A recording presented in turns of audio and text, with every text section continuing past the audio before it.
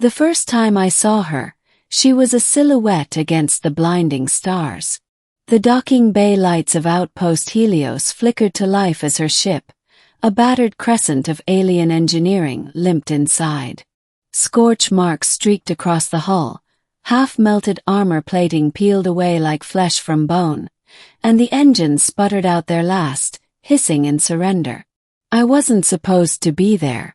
I was just a mechanic, a human stationed light years away from Earth to keep trade freighters running. But duty had called me to the bay to guide the wreck in. When the hatch hissed open, the smell of ozone and smoke filled the air. And then she stepped out. She was tall, her skin an iridescent shade of violet that shifted like oil beneath light. Her hair was a cascade of silver white, matted with sweat and streaked with blood. She carried herself like a warrior, though I could see she was on the edge of collapse. Her eyes locked onto mine, luminous, almost too bright for a living being, and she whispered, voice cracking but urgent, "You're my only hope. Save my planet, human." Beginning the plea. Froze. My brain scrambled for sense. This wasn't the kind of thing you heard in real life. Movies, sure. Fairy tales, maybe. But here, in a grease-stained uniform, in a half-abandoned outpost on the rim of nowhere. "You've got the wrong guy," I stammered, stepping forward. "I fix engines, lady. That's all I do." But she gripped my arm with surprising strength. "You must listen. They told me the humans. They said your kind is unpredictable, capable of things no other species dares attempt. My people are dying. Our world, Elindra, it burns." She swayed, knees buckling. I caught her before she hit the deck. Later, after rushing her to the medbay and patching her up with the outpost's outdated equipment, I finally got her name, Kaylee's. She explained between coughs and shallow breaths.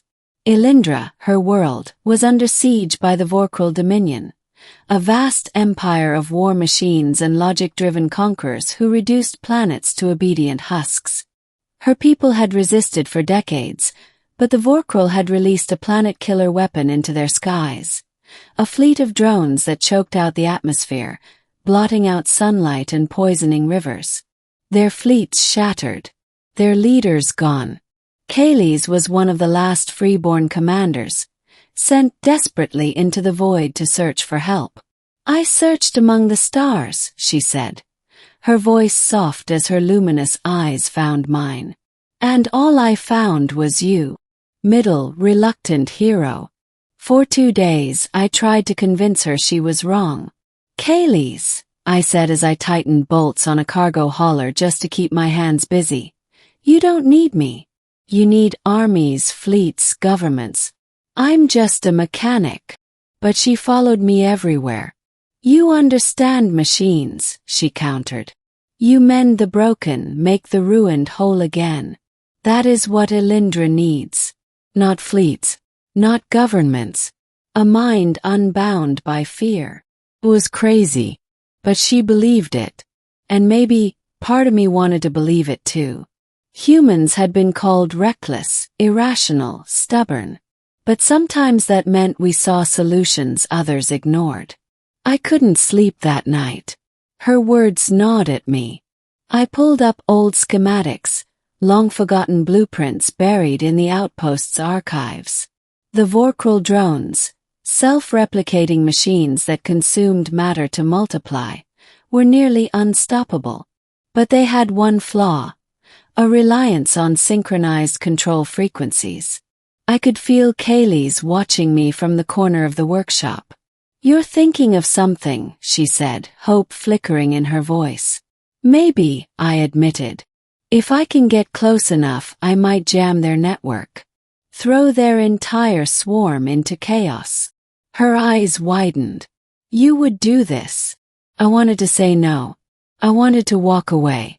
But then she whispered, trembling, as if the words were tearing her apart. "If you do not come, my people will die. Every child, every elder, every voice of Elindra will be silenced. And it will be my failure, for I found hope and could not hold it. That broke me. All right, I said finally. But if I'm doing this, we're going to need one hell of a ship. Middle the journey. For weeks, Kaylee's and I rebuilt her broken crescent ship in the outpost bay. She knew the ship's bones, but I knew how to cheat, how to improvise with junk parts and broken machinery. We scavenged discarded human tech, patched it with Alindran plasma conduits, and even risked wiring in an unstable fusion core salvaged from a mining rig. The ship looked like hell, but it worked. Kaylee's trained me in her people's ways of combat, though I stumbled through every move. You fight with your heart, not your hands, she said, sometimes laughing, sometimes crying when she thought I didn't see. And slowly something grew between us. Not love, not yet, but trust. A bond forged in exhaustion and hope. When the day came, she placed her hand on mine as we prepared to launch. No one else would have done this, she said. No one else could. I didn't feel like a hero, but for her people I would try. Middle. The battle for Elindra. We broke into Elindra's orbit under cover of debris fields. The planet below was a nightmare. Clouds of black smog, rivers gleaming with toxic sheen, forests stripped bare. And circling it all, the Vorkril swarm. Millions of drones, linked in perfect harmony, an artificial storm of death. They do not know chaos, Kaylee's whispered as I powered up the jamming array. Show them what it means. We dove straight into the swarm. Alarms screamed. Shields buckled. Drones converged on us like hornets. Kaylee's manned the weapons, her silver hair glowing in the dim light as she fired volley after volley. I triggered the array. A pulse of raw noise, ripped from human improvisation and jury-rigged circuits, blasted into the swarm's frequency band. The effect was instant. Drones shattered formation. Some turned on each other. Others plummeted into Elindra's skies, crashing like burning meteors. The harmony broke into discord, a perfect machine mind undone by chaos it couldn't comprehend. But the swarm was vast, and our ship was breaking apart. The fusion core screamed warnings. Hull fractures spread. This will kill us, Kaylee shouted over the roar. Maybe, I said, teeth clenched as I rerouted power. But it'll save your planet. Climax, the sacrifice.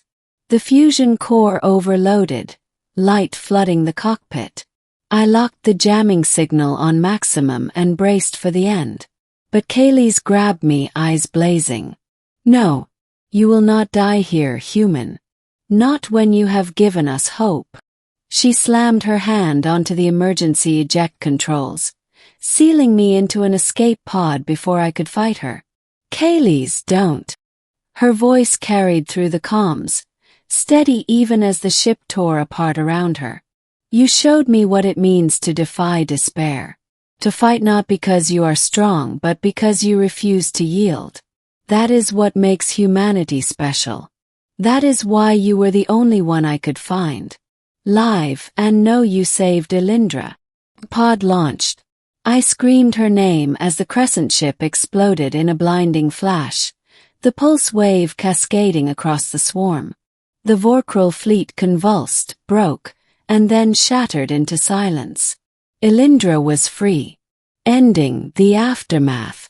I awoke days later on Elindra's surface. The skies were still dark, but sunlight pierced through for the first time in years. Elindran survivors crawled from their bunkers, weeping, singing songs of freedom. They called me the human who brought the dawn.